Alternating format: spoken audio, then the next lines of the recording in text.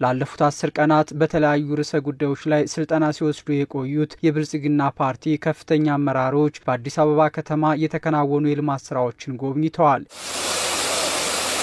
የወንዝ ዳርቻና የኮሪደር ልማት ከተጎበኙት የልማት ስራዎች መካከል ናቸው። የልማት ስራዎቹንም የአዲስ አበባ ከተማ ከንቲባ ወይዘሮ አዳነች አቤቤ ያስጎብኝተዋል። ታሪካዊነቱንም ጠብቀን ሁለተኛ ከተማችንንም ደግሞ የቱሪዝም ዘርፍ ላይ ያስቀመጥነውን ራዕያችንን ለመተግበር የሚያስችል ግብአት እንዲኖረው የተደረገበት ነው ማለት ነው። በዚህ ወቅት ከንቲባ አዳነች አቤቤ እንዳሉት በመዲናዋ የህዝብን ተሳትፎ በማሳደግ የከተማዋን ጉድለት የሞሉ ከተማዋን የቀየሩ ስራዎችን መስራት ተችሏል ብለዋል። የነዋሪውን አቅም ካስተባበር እኛ ጋር ያለውን የበጀት ጉድለት በትክክል መሙላት የሚችል ትልቅ ጉልበት ነው። የአዲስ አበባ ህዝብ በማዕድ ማጋራት ይሁን የደሃ ቤቶችን በመገንባት ይሁን የአካባቢ መሰረተ ልማትን በትናንሹ በመስራት በኩል ሲደመር ትልቅ የሆነውን በመፍጠር በኩል ትልልቅ ድርሻ አላቸው። እሱ ሪኮግናይዝ ማድረግ ነው። እሱ መልሰን መሸለም፣ እውቅና መስጠት፣ ማበረታታት ሰርታችኋል ብለን አሰርተን አንሻማቸው ማለት ነው። አንዱ እኛ የጠቀመን እሱ ነው። ፕሮሞት እናደርጋቸዋለን። ይሄ እየተደማመረ የበለጠ ለመሳተፍ በጎ አገልግሎት መስጠትን ወደ ካልቸር እያመጣው ነው ያለው ማለት ነው። ከለውጥ ወዲህ የብልጽግና ፓርቲ መርህ የሆኑት የመፍጠርና የመፍጠን እሳቤዎች ተግባራዊ ከተደረጉባቸው ዘርፎች መካከልም የቤት ልማት መርሃ ግብር አንዱ መሆኑን ነው ከንቲባ አዳነች አቤቤ ተናገሩት። የመኖሪያ ቤት አቅርቦት በጀት የለም ነው። ባንክ በሰፊው ብድር አያቀርብም ነው። አውቶማቲካሊ የመፍጠርና የመፍጠንን መርህ በፓርቲያችን የተቀመጠውን የአሰራር መመሪያም ጭምር የተገበርንበት አንዱ ቤቶች ላይ ነው። ሺፍት ነው ያደረግነው። ለቤት መገንቢያ በጀት የለም፣ ንግድ ባንክ ለምን አያበድርም የሚል ለቅሶ ተውነና መጀመሪያ እንደዛ ነበር አጀማመራችን 2013 2014 እንደዛ አይነት ነበር። እነኛም 139000 ከለውጡ ዋዜማና በፊት የተጀመሩ ቤቶችን ለመጨረስ እንኳን በጣም ከባድ ነበር። እነሱን ለመጨረስ ወደ 15 ቢሊዮን የሚሆን ተጨማሪ በጀት ያስፈልግ ነበርና እሱን ለማግኘት ብዙ ውጣ ውረዶችን አልፈናል ከንግድ ባንክ ጋራ። ነገር ግን ጎን ለጎን ስትራቴጂ ለውጥ ነው የተደረገው። የስትራቴጂ ለውጥ ቤት አቅርቦት ነው እንጂ መጨመር ያለብን ቤት ገንብቶ ማቅረብ በተሟላ ሁኔታ ማድረግ ያለበት መንግስት ብቻ አይደለም።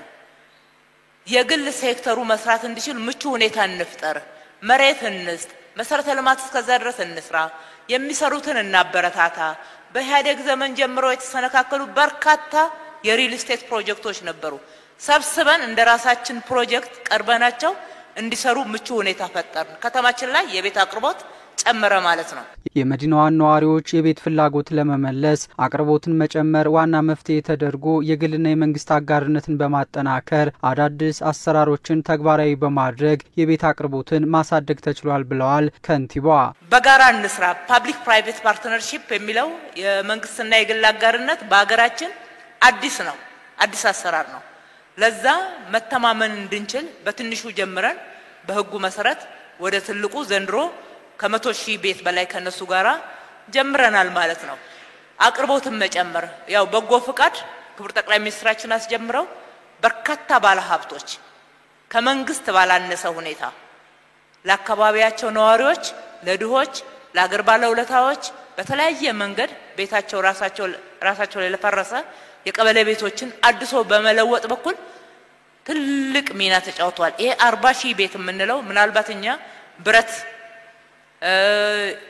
ኳሪ ሳይታችንን ድንጋይ አቅርበን ይሆናል መሬት አቅርበን ይሆናል እንጂ ፒውርሊ የከተማችን ባለሀብቶች የሀገራችን ባለሀብቶች የተሳተፉበት ነው። የመዲናዋ ነዋሪዎች ጀርባቸውን ሰጥተዋቸው የነበሩ ወንዞቿን በማልማትም የቀደመ ገጽታዎቻቸውን መቀየር ችላለች መዲናዋ። በዚህም ከመዲናዋ ጉያ የሚገኙ 47 ወንዞች ለምተዋል። እነዚህ የልማት ስራዎችም የመዲናዋን ገጽታ ከመቀየራቸው ባለፈ ለአፍሪካውያን ከተሞች ጭምር ተምሳሌት ተደርገዋል።